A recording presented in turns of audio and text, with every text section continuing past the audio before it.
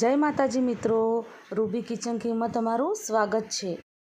તો આજે આપણે બધા જ ગુજરાતીઓના ઘરમાં વારે તહેવારે બનતી એવી ગુજરાતી સ્ટાઇલમાં લાપસી બનાવીશું અને પરફેક્ટ માપ સાથે અને એકદમ ખાવ ત્યારે તમારે મોઢામાં ચોંટી પણ ના જાય એવી આપણે એકદમ છૂટી છૂટી લાપસી બનાવવાનું શરૂ કરીએ। તો સૌથી પહેલાં આપણે ભૈડેલાને આ રીતના ચાળી લેવાનું। તો આ રીતના એક વાટકાનું કે વાટકીનું તમારે માપ લઈ લેવાનું। તો આ 500 ગ્રામનો વાટકો છે, તો હું તેનું માપ લઈશ।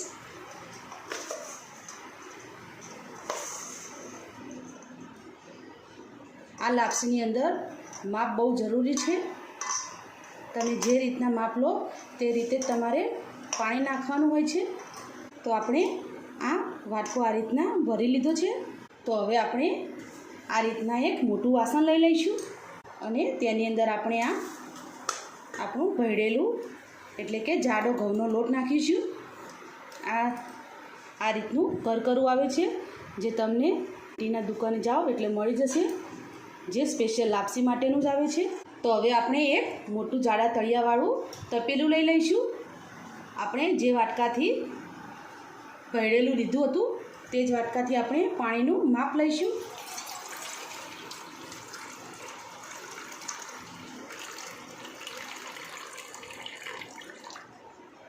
તો તમે જોઈ શકો છો આ રીતના આપણું ભરેલું એકદમ ફૂલ ભરેલું હતું, પણ તેનાથી ઓછું એટલે આટલા ઇંચ જેટલું પાણી ઓછું લેવાનું, કારણ કે જ્યારે આપણે ગોળ નાખીશું ત્યારે તેનું પણ પાણી થશે।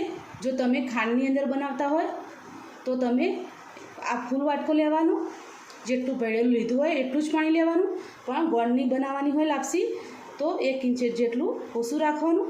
તો આપણે પાણી નાખીશું। તો હવે આપણે આ 1 વાટકી જેટલો ગોળ નાખીશું।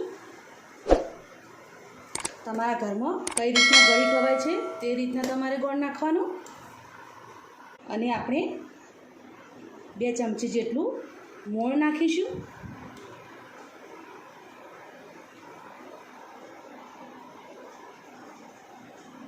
લાપસીની આપણી પહેલી પ્રોસેસ આ રીતના પૂરી થાય છે। તમારે પાણી, ગોળ અને તેલનું મોણ નાખીને આને બરાબર ઉકળવા દેવાનું। કોઈ ચાસણી કરવાની હોતી નથી, ફક્ત ગોળ ઓગળે એટલી જ રાહ જોવાની અને તમારું પાણી બનીને તૈયાર થઈ જાય છે। તો આપણે પાણીને ગેસ ઉપર ઉકળવા માટે મૂકી દઈશું। તો આપણું પાણી ઉકળે ત્યાં સુધી આપણે આ ભેળેલાની અંદર બરાબર મોણ નાખવું પડશે, તો જ આપણી લાપસી એકદમ છૂટી છૂટી બનશે। તો આપણે તેની અંદર મોણ નાખીશું।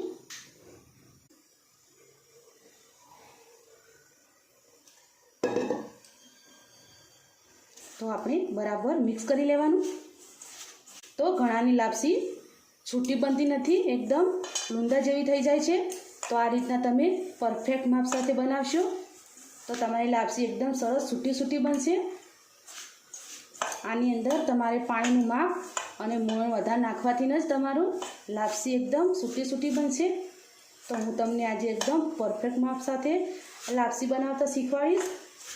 તો હજુ આપણે થોડું મોણ નાખીશું, બસ 1 ચમચી જેટલું જ નાખીશું। હવે બરાબર મિક્સ કરી લઈશું।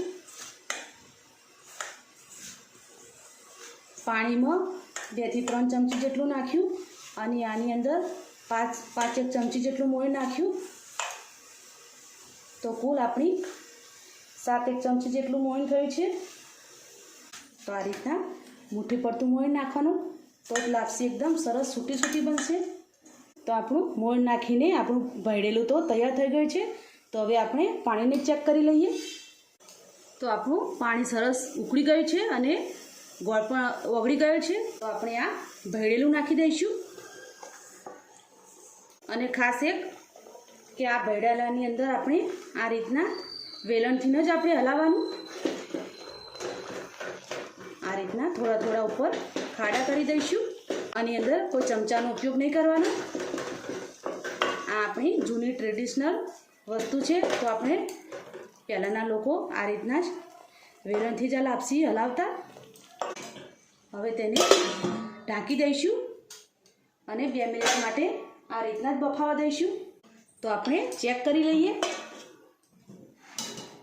તો 2 મિનિટ પછી તમે જુઓ છો પાણી એકદમ સરસ બધું શોષાઈ ગયું છે. બરાબર મિક્સ કરી લેવાની. તો હજુ આપણે તેને 5-1 મિનિટ માટે આ રીતના સિજવા દઈશું. આ રીતના એક તવો લઈ લેવાનો અને તપેલાને તેની ઉપર મૂકી દેવાનો. તો જો તમારું તપેલું પાતળું હોય તો આ રીતના તવો મૂકવાથી તમારી લાપસી નીચેથી ચોટશે નહીં અને બળશે પણ નહીં. તો આ રીતના તમારે નીચે તવો મૂકી દેવાનો અને પછી 5-1 મિનિટ માટે લાપસીને થવા દેવાની. આપણે 5 મિનિટ પછી ચેક કરી લઈએ. તો તમે જોઈ શકો છો લાપસી એકદમ સરસ બનીને તૈયાર થઈ ગઈ છે અને નીચે ચોટી પણ નથી. હું તમને બતાવી દઉં. તો આ રીતના પરફેક્ટ માપ અને આ રીતના નીચે તમે તવો રાખશો તો તમારી લાપસી જરા કે નીચે નહીં ચોટે. પહેલાંના લોકો ચૂલા પર લાપસી બનાવતા એટલે તે ભાઠામાં પડી સરસ થતી. તો અત્યારે આપણે ગેસ ઉપર બનાવીએ છીએ તો આપણી એ રીતના લાપસી જલ્દી ના થાય. તો આ રીતના આપણે નીચે તવો મૂકી દેવાનો. તો તમે જુઓ છો એકદમ સરસ લાપસી બનીને તૈયાર થઈ ગઈ છે. તેને આપણે એક વાસણમાં કાઢી લઈશું. તો આપણે આ રીતના એક વાસણમાં કાઢી લઈશું. તો આ રીતના આપણે લાપસીને બરાબર એકદમ સરસ સૂટી કરી લઈશું. કોઈ મહેમાન આવી હોય અને પીરસવાની હોય ત્યારે તમારે તપેલામાંથી આ રીતના મોટા વાસણમાં લઈ લેવાની અને પછી આ રીતના એકદમ સરસ સૂટી કરી લેવાની. તો તમે જોઈ શકો છો લાપસી એકદમ સરસ સૂટી બનીને તૈયાર થઈ ગઈ છે. તો આપણે તેને સર્વ કરી લઈશું. તો આપણે લાપસીને સર્વ કરી લઈશું.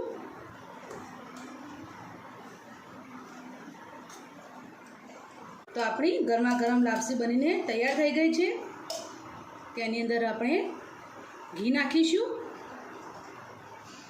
ઘી વગર તો લાપસી એકદમ અધૂરી કહેવાય. એકદમ જૂની રીત પ્રમાણે ગુજરાતી સ્ટાઇલમાં આપણી લાપસી બનીને તૈયાર થઈ ગઈ છે. તો આ રેસીપી તમે ઘરે ચોક્કસથી બનાવજો અને મને કમેન્ટમાં જરૂરથી કહેજો કે તમને આ રેસીપી કેવી લાગી.